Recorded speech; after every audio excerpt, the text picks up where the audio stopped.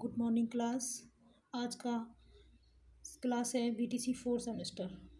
आज हम आपको बताएंगे विद्यालय प्रबंधन के उद्देश्य, ऑब्जेक्टिव ऑफ स्कूल मैनेजमेंट। विद्यालय प्रबंधन क्या होता है, उसके उद्देश्य। विद्यालय प्रबंधन तो बता ही चुके हैं, लेकिन आज हम उसके उद्देश्य के बारे में चर्चा करेंगे। ठीक है, जैसे कि पिछली कक्षा में हमने अन्य टॉपिक के बारे में चर्चा किया था, तो आज का टॉपिक है विद्यालय प्रबंधन के उद्देश्य। ठीक है, तो विद्यालय प्रबंधन एक विकसित प्रक्रिया के अंतर्गत आता है, परंतु वैज्ञानिक तथा तकनीकी युग में विद्यालय प्रबंधन नवाचार शिक्षा द्वारा नए तरीके से छात्र छात्राओं को शिक्षा प्रदान कराने का प्रयास करता है। मतलब जो विद्यालय प्रबंधन है, नवाचार शिक्षा के द्वारा नई नई टेक्निक के द्वारा, विद्यालय प्रबंधन के द्वारा शिक्षा में नई तरीका या नई तकनीक प्रदान कराता है। ठीक है, प्रबंधन के सामान्य उद्देश्य कुछ इस प्रकार हैं। नंबर 1 है समाज की बुनियादी परंपराओं तथा मूल्यों का संरक्षण करना। यानी समाज की जो बुनियादी परंपराएं हैं, यानी जो बुनियादी परंपराएं चली आ रही हैं, उनकी मूल्यों का संरक्षण करना। ठीक है, उनकी वैल्यू का संरक्षण करना, यानी समाज के अधीन परस्पर शिक्षा ग्रहण करना। यानी समाज के अधीन परस्पर रहकर शिक्षा ग्रहण करना। ठीक है, अब बात करते हैं भविष्य में शिक्षा का संचालन करना।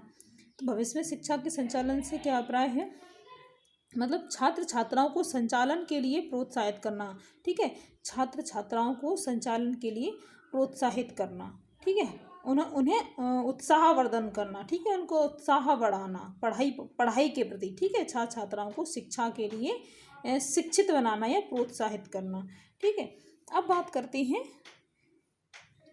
सामाजिक परिवर्तनों का प्रबंधन करना। ठीक है, मतलब समाज को नवीनतम एवं नई दिशा प्रदान करना। ठीक है, समाज को नवीनतम एवं नई दिशा की ओर प्रोत्साहित करना या प्रदान करना। ठीक है, अब बात करते हैं अनुभवों द्वारा छात्रों का विकास करना। यानी सीखी हुई बातों का अनुकरण करके सीखना या उनका डेवलपमेंट करना या विकास करना। ठीक है, सीखी हुई बातों का अनुकरण करना और उसका विकास करना। अब बात करते हैं आधुनिकीकरण का विकास तथा संचालन करना। यानी वर्तमान समय में संचालन के द्वारा, ठीक है, वर्तमान समय में संचालन के द्वारा छात्र छात्राओं का डेवलपमेंट करना। ठीक, तो ये किसके अंदर, आधुनिकीकरण के विकास के अंतर्गत आता है। ठीक है, अब बात करते हैं विज्ञान का प्रसार करना।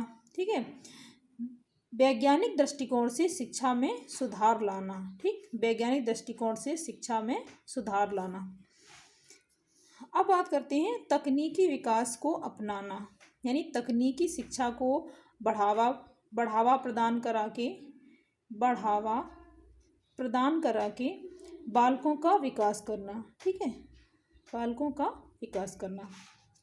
अब बात करते हैं राष्ट्रीय एकता की अनुभूति कराना। यानी राष्ट्र की एकता की अनुभूति को प्रोत्साहित करना। ठीक, यानी चरित्र का निर्माण कराना।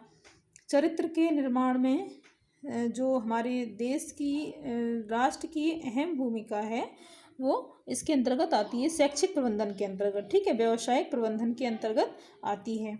अब बात करते हैं व्यावसायिक क्षमताओं का विकास करना। व्यावसायिक क्षमताओं के विकास के अंतर्गत तो इसका महत्वपूर्ण योगदान है शैक्षिक प्रबंधन का। ठीक है, शैक्षिक प्रबंधन के द्वारा ही व्यावसायिक क्षमताओं का विकास पूर्ण रूप से सक्षम है। शैक्षिक तथा व्यावसायिक निर्देशन सुविधाएं देना। तो व्यवसाय के प्रबंधन, शिक्षा के प्रबंधन के द्वारा ही हम व्यवसाय यानी बिजनेस गाइडेंस दे सकते हैं। ठीक है, कि किस तरीके शिक्षा का मैनेजमेंट है, उस तरीके से हम जो व्यवसाय का बिजनेस का गाइडेंस है, उसे हम आसानी से प्रदान करा सकते हैं। ठीक है, अब बात करते हैं अंतर्राष्ट्रीय सद्भावना तथा मानव मूल्यों का विकास करना। तो अंतर्राष्ट्रीय सद्भावना यानी इंटरनेशनल की वैल्यू, मानवीय ह्यूमन की वैल्यू निकालना, ये सब किसके अंतर्गत आती है आपकी, आप ये सभी जो विकास हैं, जितने भी डेवलपमेंट है, विद्यालय प्रबंधन के द्वारा ही संभव है। ठीक है, थैंक यू। आज की क्लास यहीं समाप्त होती है। नेक्स्ट टॉपिक को लेती हूँ, नेक्स्ट क्लास में चर्चा करेंगे। Thank you.